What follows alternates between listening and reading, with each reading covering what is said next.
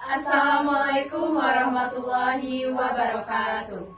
Salam sejahtera untuk kita semua. Yang terhormat Miss Siwi Angelica Cynthia Sari Sihono S.Akun MBA sebagai dosen pengampu mata kuliah pengembangan pribadi dan teman-teman yang saya hormati. Hari ini kami akan perkenalkan kami dari kelompok 3. Terima kasih atas kehadirannya yang telah menyaksikan video ini. Hari ini kami akan membahas salah satu kasus yang sempat dibicarakan, yaitu kasus kekerasan Mario Dandi dan David Ozora. Di balik kasus ini, ada banyak hal yang bisa kita refleksikan bersama, mulai dari kekerasan hingga ke fenomena yang bikin banyak orang bertanya, apakah hukum benar-benar adil untuk semua kalangan? Saya mohon partisipasi aktif dari para peserta untuk dapat memberikan pandangan dan solusi terhadap kasus ini. Sebelum kita mulai, izinkan kami untuk memperkenalkan tim kami terlebih dahulu. Perkenalkan, nama saya Vela Pusutara sebagai moderator di FGD kali ini. Dan bersama saya sudah hadir 4 peserta yang akan memberikan pandangan dari berbagai sisi. Saya persilakan untuk memperkenalkan diri. Izin memperkenalkan diri, nama saya Riana Nur Indasari, saya sebagai peserta pertama. Izin memperkenalkan diri, nama saya Kalisa Fernanda sebagai peserta kedua. Izin perkenalkan diri, nama saya Anissa Marcella Novelia sebagai peserta ketiga. Izin memperkenalkan diri, nama saya Askia Zahra sebagai peserta keempat. Sudah siap? Mari kita mulai diskusinya. Yuk kita mulai diskusinya. Saya mau dari peserta pertama dulu nih. Pertanyaannya, bagaimana jalannya hukum dalam kasus ini? Oke, terima kasih atas pertanyaannya. Menurut saya, hukum sudah berjalan sebagaimana mestinya. Bisa kita lihat, meskipun pelaku punya latar belakang yang cukup berpengaruh, faktanya dia tetap diproses secara hukum dan dijatuhi hukuman yang berat.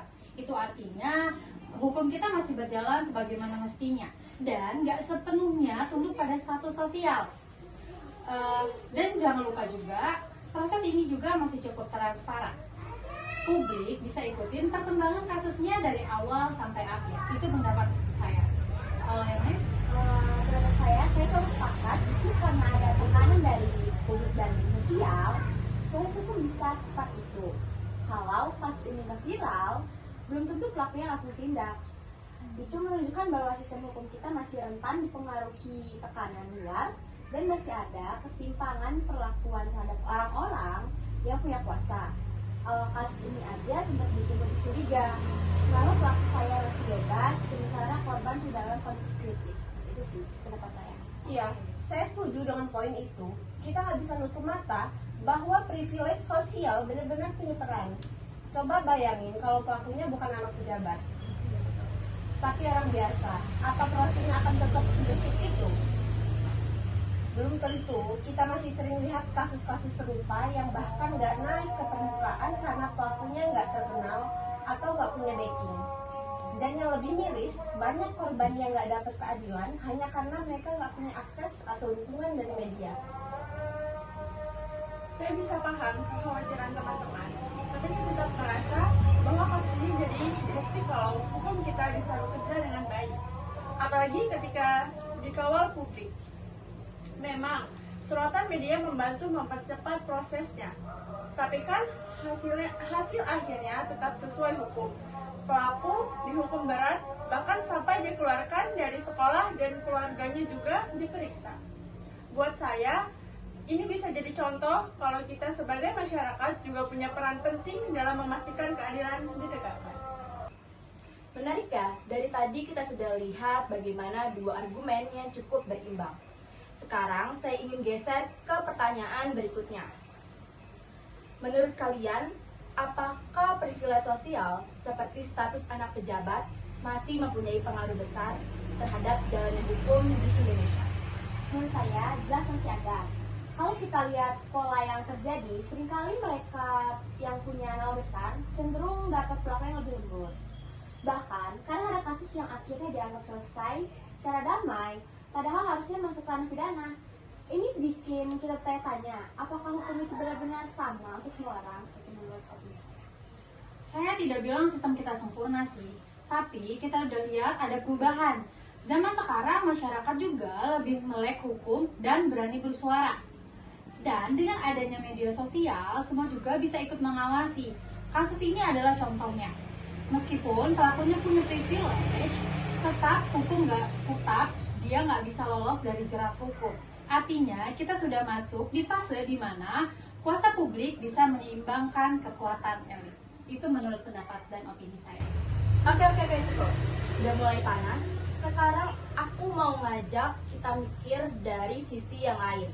Pertanyaannya, kenapa sih kekerasan di kalangan remaja bisa terjadi dan apa kaitannya dengan pola asuh dan lingkungan sosial? Bagaimana pendapat kalian? Oke, menurut saya salah satu penyebabnya adalah kurangnya kontrol dan pendidikan karakter dari keluarga. Seringkali anak-anak yang dibesarkan dalam lingkungan penuh kemewahan tapi minim perhatian. Jadi kehilangan empati dan kontrol diri. Apalagi kalau orang tua juga punya kuasa dan terbiasa menyelesaikan masalah dengan uang atau koneksi. Sering kan kita ngelihatnya. Nah, itu bisa bikin anak ngerasa kebal hukum sejak dini. Itu menurut opini saya. Saya setuju, dan mau nambahin dari sisi lingkungan sosial, kita hidup di zaman dimana kekerasan, flexing kekayaan, dan putraan itu dianggap keren. Media sosial bikin standar hidup jadi absurd. Banyak remaja pengen diakui, pengen eksis, sampai rela melakukan hal ekstrim buat dapet perhatian aja. Kalau nilai yang ditanam sejak kecil lemah, jadi kekerasan ini dianggap wajar, bahkan kayak natural aja gitu. Iya, dan menurut saya sekolah juga punya tanggung jawab moral. Kadang sekolah terlalu fokus ke nilai akademik, tapi lupa ngajarin empati dan etika. Kalau kita mau cegah kekerasan, ya pendidikan karakter harus jadi prioritas. Bukan cuma pintar, tapi juga peka dan punya hati. Saya juga percaya bahwa pola asuh itu kunci utama. Anak-anak belajar dari apa yang mereka lihat, bukan cuma dari apa yang diajarkan. Kalau di rumah mereka lihat kekerasan, dianggap biasa, atau kalau salah bisa diselamatkan dengan uangnya. Ya, mereka akan tumbuh dengan mindset kayak gitu. Makanya penting banget buat bangun budaya rumah yang sehat. Bukan cuma kayak secara materi, tapi juga kayak secara nilai. Wah, tanggapan dari kalian sangat luar biasa. Bikin kita semua mikir ulang tentang hal-hal yang sering kita anggap sepele. Sekarang, yuk kita coba berpindah dari analisis ke aksi. Tadi kita sudah membahas faktor-faktor penyebab dari keluarga, lingkungan sosial, sampai sistem pendidikan. Pertanyaanku sekarang lebih ke arah refleksi dan solusi. Kalau kalian punya ruang untuk bergerak sekecil apapun, apa langkah pertama yang bakal kalian ambil untuk mencegah kekerasan remaja di sekitar kita? Oke, terima kasih atas pertanyaannya. Kalau saya pengen lebih aktif ngajakin diskusi kayak gini ke sekolah-sekolah. Karena banyak banget anak muda yang nggak sadar kalau tindakan mereka tuh berdampak. Kita butuh ruang buat ngobrol jujur, bukan cuma diajarin secara teori. Diskusi, simulasi, dan dialog tuh penting biar anak muda punya kesadaran sosial. Itu menurut opini. Oke, kalau menurut saya pengen bikin kampanye media sosial soal bahaya privilege dan pentingnya kesetaraan. Biar publik makin sadar, terutama anak-anak muda. Karena sekarang banyak yang ngerasa kalau nggak punya backing, ya harus diem aja. Padahal semua orang punya hak buat didengar. Itu opini saya. Saya pengen lebih terlibat di komunitas lokal, bikin kegiatan yang ngajarin empati, kerjasama, dan saling membantu. Karena kadang itu terlalu fokus ke masalah besar, sampai lupa bahwa perubahan bisa dimulai dari lingkungan kecil kita sendiri. Lanjut. Kalau saya pengen dorong program monitoring dari senior ke junior, biar ada yang ngajarin, ngarahin, dan jadi contoh nyata. Karena kadang anak muda tuh butuh figur itu positif, makanya dampaknya bisa banget. Refleksi yang kalian berikan keren banget. Dari yang kalian sampaikan, kita bisa lihat kalau kasus ini bukan cuma soal kekerasan remaja saja, tapi juga soal hukum, ketimpangan sosial, dan peran kita sebagai masyarakat. Intinya, keadilan itu bukan partisipasi. Kita tidak bisa cuma berharap sistem bekerja untuk lebih peka, lebih kritis, dan berani bersuara kalau ada yang tidak adil. Oke teman-teman, diskusi kita hari ini cukup seru dan membuka banyak sudut pandang. Dari tadi kita sudah mengobrol soal hukum, kekerasan, sampai privilege. Dan ternyata kasus Mario Dandi ini tidak cuma soal satu tindakan kriminal saja, tapi nunjukin juga bagaimana status sosial bisa ngaruh ke proses pengadilan. Sebelum kita tutup, aku pengen dengar masing-masing dari kalian dapat pelajaran apa dari kasus ini.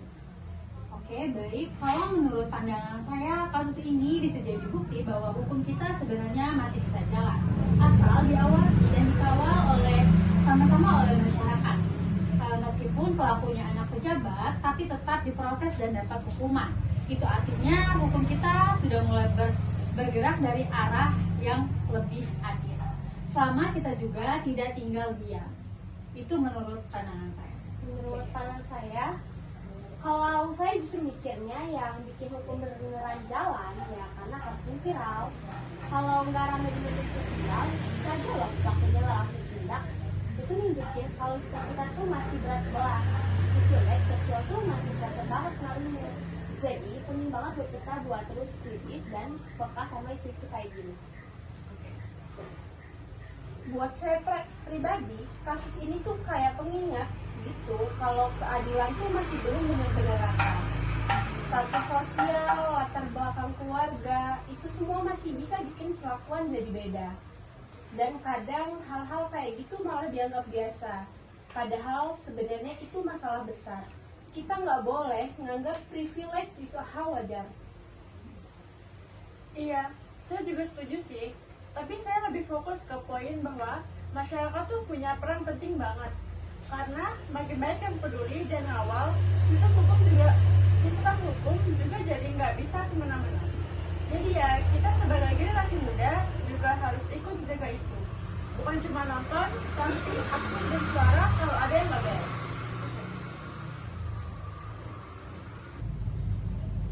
Terima kasih banyak buat semua peserta yang sudah menyampaikan gagasan dan refleksi hari ini. Dari diskusi kita tadi, ada beberapa yang bisa kita simpulkan bersama. Yang pertama, privilege sosial masih punya pengaruh besar dalam sistem hukum, tapi tekanan publik bisa menjadi penyimbang yang kuat.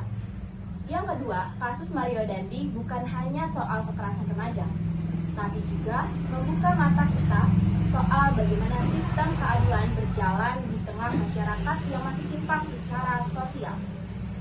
Yang ketiga, media sosial dan kesadaran publik terbukti punya kekuatan besar dalam mempercepat proses hukum dan membuka keadilan untuk semua.